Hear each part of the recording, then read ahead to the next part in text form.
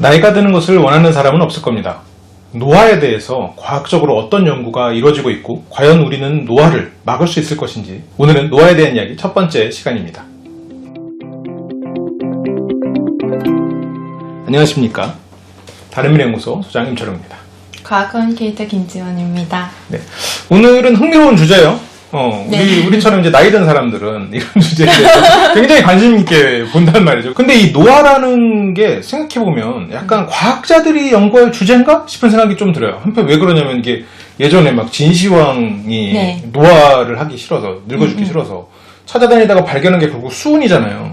네. 수은 막 얼굴에 바르고 죽고 막 그랬단 말이에요. 그리고 노화에 대해서 우리가 생각하면 노화하지 않는 것 생각하면 뭐 드라큘라나 뭐 이런 네. 전설 속의 무언가, 그러니까 그렇죠. 과학적이지 않은 무언가의 결과물들이 떠올라서 네. 이게 너무 이게 좀 유사과학 아닌가? 이런 생각이 드는데 어떠세요? 예전에는 유사과학이라고 인식되기도 했었어요. 저 옛날 사람이어가지고. 근데 사실은 네. 이게 최근 진짜 한 20년 사이에 많이 바뀐 것 같아요. 근데 그게 단적인 그 케이스가 있었는데 2014년에 미국의 그 센스 리서치 파운데이션이라는 노화 연구 기관이 있어요. 근데 이제 여기서는 노화의 원인을 우리 보통 그 항노화 약물 같은 거 보면 네. 항산화 효과 막 이런 얘기 하잖아요. 그러니까 산화 과정 자체가 이제 노화의 원인이라고 파악을 하고 이 산화를 막는 그런 이제 약물들을 개발하고 뭐 그런 이제 연구 재단인데 이제 여기에 대해서 MIT가 네.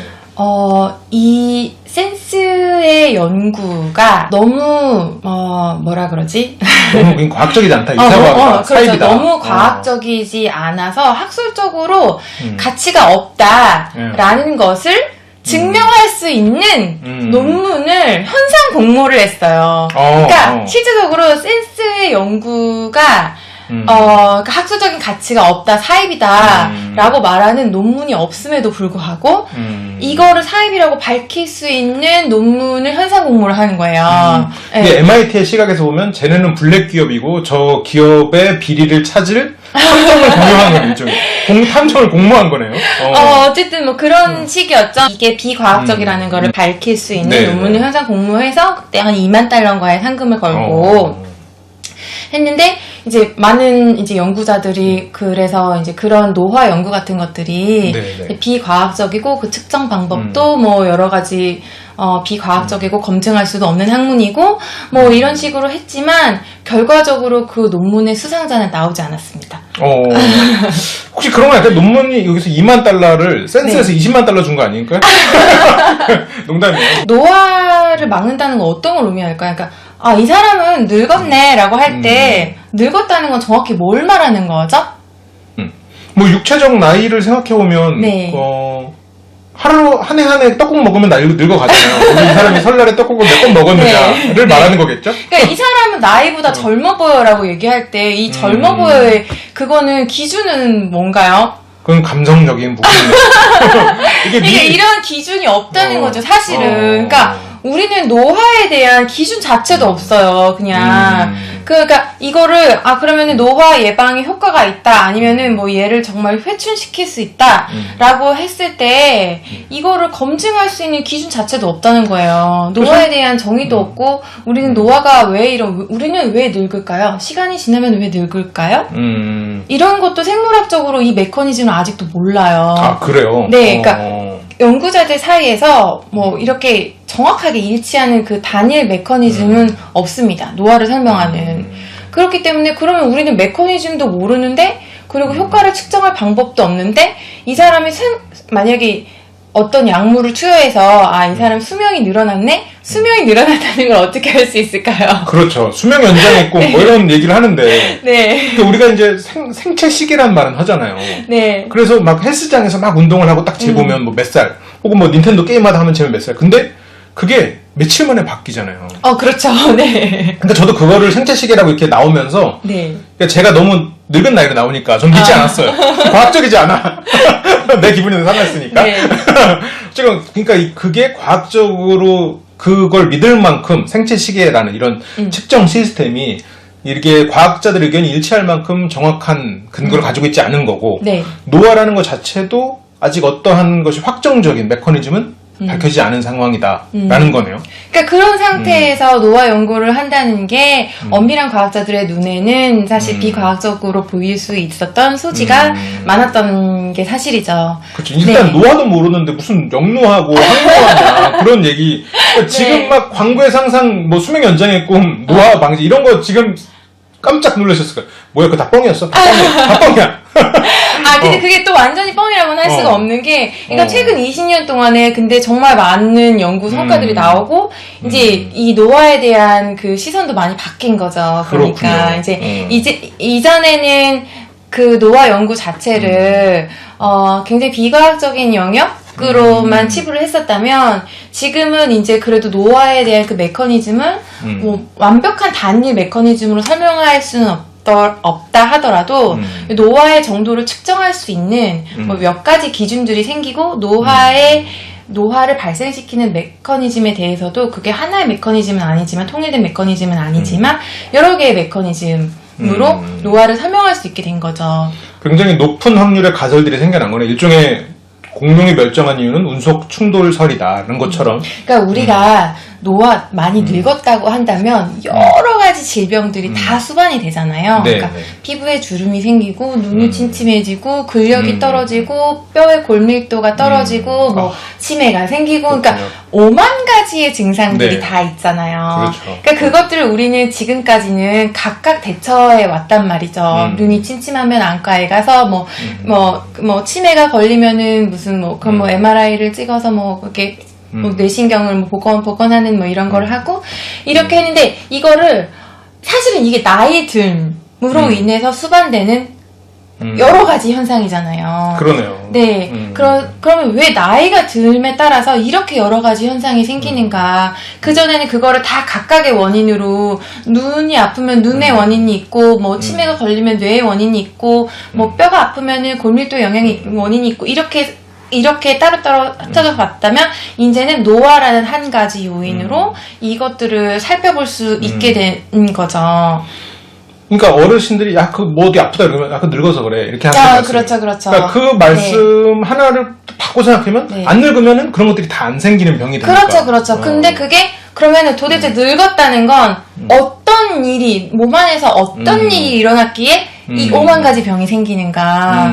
시간의 흐름에 따라서 도대체 몸 안에서 어떤 일이 일어났기에 이렇게 많은 각종 질병들이 생기고 결국에는 죽음에 이르는가에 대해서 이제는 한 8개, 9가지 그런 가설로서 노화를 설명할 수 있게 된 거예요. 그렇군요. 떡국의 성분을 분석하기 시작했나 보죠. 그렇게 된 거죠. 그러니까 일단 그렇게 우리가 늙어감에 대해서 8가지 그러니까 이것도 어떻게 보면 저는 약간 좀 생소한 부분이긴 하거든요. 아마 다들 생소하실 텐데 늙는 건 굉장히 메커니즘까지 설명할 수 없어도 단순한 일이고 당연한 일인데 그게 막상 과학적으로 원리를 측정하려고 하니 원리를 알아보려고 하니 그렇죠. 그게 못 찾았고 그나마 높은 확률인 게 8개나 되는 거네요. 그렇죠. 이제 그것이 이 8개 정도 된다고 하는데 이것 또한 모르는 거죠. 이 8개의 그런 그 노화 지표가 그 위에 또 상위에 정말 단일한 원인이 하나 있는 것인지 아니면은 그게 각각이 따로 일어나는 현상인지 그것도 우리는 이제 밝혀내야 하는 일이지만 노화의 지표를 측정하는 게 예를 들면 우리 염색체의 그 끝에 그 텔로미어라는 부분이 있어요. 텔로미어. 네, 염색체 끝에 이렇게 야무지게 이렇게 약간 신발끈 끝에 이 고리가 있잖아요. 이렇게. 그래서 이 염색체 정보가 새어나가지 않게 해주는 그런 텔로미어라는 부분이 있어요. 근데 이게 이제 세포 분열을 계속 세포 복제를 계속하면서 이 텔로미어가 점점 짧아집니다. 그래서 이 텔로미어 길이도 노화 정도를 측정하는 지표 중에 하나인데 운동화를 오래 신으면 그 운동화 끈 끝에 있는 게 점점 해져가지고 그렇죠. 하다가 나중에는 이게 풀려버리니까 그때는 운동화를 바꿀 시간이잖아요. 네네네. 그걸 생각하면 그 끝에 있는 그게 텔로미어. 그렇죠. 그러면 정작 운동화 끈에 있는 그걸 뭐라고 하는지 모르겠어. 그러니까 그 운동화 끈에 있는 건 이제 DNA죠. 그러니까 DNA 정보가 이제 흐트러지지 않게 그 끝에 이렇게 텔로미어가 있는 건데 운동화 끝에 그걸 잡아주는 건 뭐라고 그러나요? 꼬다리? 어쨌든 텔로미어랑 우리가 비교하는 정작 그건 이름이야. 어쨌든 이제 그러니까 텔로미어가 마모가 된다는 것도 노화를 설명하는 이론 중에 하나고요. 텔로미어 네. 마모설. 그 다음에 DNA가 나이가 들면 손상이 된다. DNA가 손상이 됨으로 인해서 유전자 정보가 이제 그 세포 복제를 하면서 유전자 정보가 손상이 되어 있기 때문에 엉뚱한 세포를 복제를 해서 각종 노화가 일어난다라고 보는 DNA 손상설도 있고요. 그 다음에 또 미토콘드리아에 이상이 생겨서 DNA 손상설은 약간 카세트 테이프 같은 느낌이네요. 계속해서 쓰다 보면 이게 그러니까 DNA가 잘못된 정보를 만들어내는 거잖아요. 근데 테이프를 오래 이제 재생 복사하고 막 이렇게 녹화를 하다 보면 어느 순간부터 이게 제대로 된 녹화가 안 되거든요. 계속 맞아요. 다른 정보를 섞기도 하고. 네, 맞아요. 그때는 이제 그 테이프를 버릴 때가 되는 거니까. 근데 문제는 이걸 보시는 분들이 카세트 테이프를 알까? 문득 그런 생각이 드네. 아, 이게 내 노화의 증인 건가? 아까는 이제 운동화끈, 텔로미어는 운동화끈이고 이건 비디오 테이프. 그리고 미토콘드리아에 이상이 생겨서 노화가 발생한다라는 설도 있어요. 미토콘드리아 우리 생물 시간에 배웠었는데 정확히 뭔지 기억이 안 나요. 어쨌건 세포 안에 있는 뭐하니 네. 세포 안에서 그 정보를 갖고 있는 걸로 기억이 드는데 제가 다 기억을 못하겠어. 그렇죠. 이렇게 여러 가지 원인들이 있는데 이제 어떤 과학자들은 이 여러 가지 뭐 8개, 9개 되는 그런 노화의 원인 중에서 정말 더 궁극적인 단 하나의 원인이 있을 거다라고 생각하는 이제 과학자들도 있는 거죠. 근데 이제 그것들은 아직 완전히 규명되지는 않은 단계고요. 근데 그렇지만은 또 이게 좀 의미심장한 그런 기준이 하나 있는 게 뭐냐면 우리가 이 사람의 신체 나이는 몇 살입니다 라고 얘기를 할 때 그것들을 측정할 수 있는 기준이 생긴 거예요. 신체 나이를 측정할 수 있다고? 네네. 그러니까 그전에는 우리 텔로미어, 아까도 말씀드렸지만 텔로미어의 길이로 또 신체 나이를 측정하기도 했는데 지금은 이제 DNA에 염기 서열이 있잖아요. 그래서 뭐 ATGC가 이제 서로 쌍을 이루면서 이렇게 쭉 되는데 거기에 DNA 염기 서열 옆에 그 메틸기가 붙어요. 메틸기가 제대로 붙어있지 않으면 떨어져 나가면 유전자 활성화가 유전자 활성이 억제가 안 된다고 보시면 돼요. 그러면은 유전자가 자기 멋대로 막 스위치가 켜진다 그러죠. 네, 그래서 유전자 스위치가 막 멋대로 켜지는 거예요. 그러면은 이제 각종 그러니까 DNA가 정신을 못 차리는 거지. 그래서 이제 염증도 일어나고, 뭐, 각종 이제 통제할 수 없는 상황들이 생기는 그것을 이제 노화라고 보는 거죠. 그래서 나이가 들면 사람이 더 개성적이 되나 봐요. 네. 그러니까 사실은 몸이 이제 세포가, 정상적인 제 기능을 못하는 상태인 거죠, 사실은. 그러니까 그거를 이제 노화라고 보는 것인데, 그거를 이제 DNA 메틸화 로 측정할 수가 있는 거예요. 그런데 이게 되게 의미심장한 게 뭐냐면 이걸로 DNA 메틸화라는 그 기준으로 생체 시계를 측정을 했을 때 보통 사람들 일반 생물학적인 나이와 그렇게 크게 2.5년 정도밖에 차이가 나지 않는 것도 상당히 정확도가 높아진 거라고 볼 수 있고요. 그리고 겉으로 굉장히 우리가 건강해 보여도 예를 들면 암 같은 거 걸린 사람이 뭐 정말 죽기 몇 달 전까지 암에 걸린 줄도 모르다가 뭐 건강하게 살다가 막 갑자기 막 검사를 해보니까 뭐 암 말기야 막 이래가지고 죽는 경우들도 있잖아요. 근데 그런 것까지도 다 예측을 하는 거예요. 네네. 그러니까 예전에는 막 그런 말 많았죠. 막 약하고 골골대는 사람이 골골 80이라고 막 80. 그때는 이제 80이 굉장히 나이가 많은 거였으니까. 그렇게 사는 사람이 있는가 하면 건강하고 막 어제 아침까지 막 냉수만 차라던 사람이 다음날에 이제 그렇게. 근데 이제 그런 게 다 예측이 된다라는 거네요. 네네. 그래서 그렇게 해서 이제 신체 나이를 예측할 수 있으니까 이 사람이 얼마나 노화가 됐는지를 예측할 수 있다는 건, 그러니까 이 노화라는 거에 대한 단위 기준이 생긴 거죠. 결국은. 그렇다면은 이것이 되지 않았다는, 그러니까 DNA 메틸기가 유지가 된다는 거는 노화되지 않았다는 거. 저는 지금 이 텔로미어에 대한 얘기는 예전에 많이 들었긴 했었거든요. 그래서 저는 텔로미어가 노화의 하나의 그 가장 강력한 기준이라고 알고는 있었는데 지금 말씀을 들어보니까 텔로미어보다 오히려 DNA 메틸기가 훨씬 더 그 사람의 생명을 나이를 유추하는 가장 확실한 방법인 거네요. 지금으로서는 그렇다고 합니다. 네. 그렇군요. 이게 텔로미어로 알고 있었던 분들은 이제 바꾸셔야겠네요. 네, 이게 상당히 그 많은 연구자들에 의해서 이거를 신체 나이를 측정한 거거든요. 그러니까 네. 이 사람 한 사람의 그 호바스 교수의 그 연구팀뿐만이 아니라 이렇게 전 세계 7개국의 과학자 65명이 참여해서 이제 그 사람들의 그런 여러 가지 데이터를 수집해서 생물학적 나이를 이제 계산하고 수명을 평가하고 이렇게 해서 나온 값이라고 하니까요. 상당히 정확도가 그러네요. 높은 값이라고 봐야죠. 네. 과학자가 65명 이상이 참여를 한 네네. 거면 꽤 큰 프로젝트였네요. 네.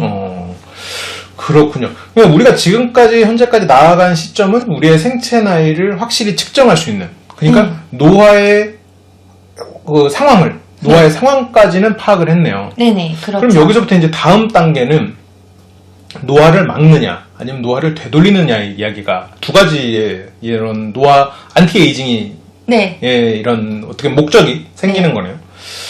이 부분에 대해서는 어떻게 할까? 다음 시간에 얘기를 좀 해볼까요? 벌써 다 끝났나요?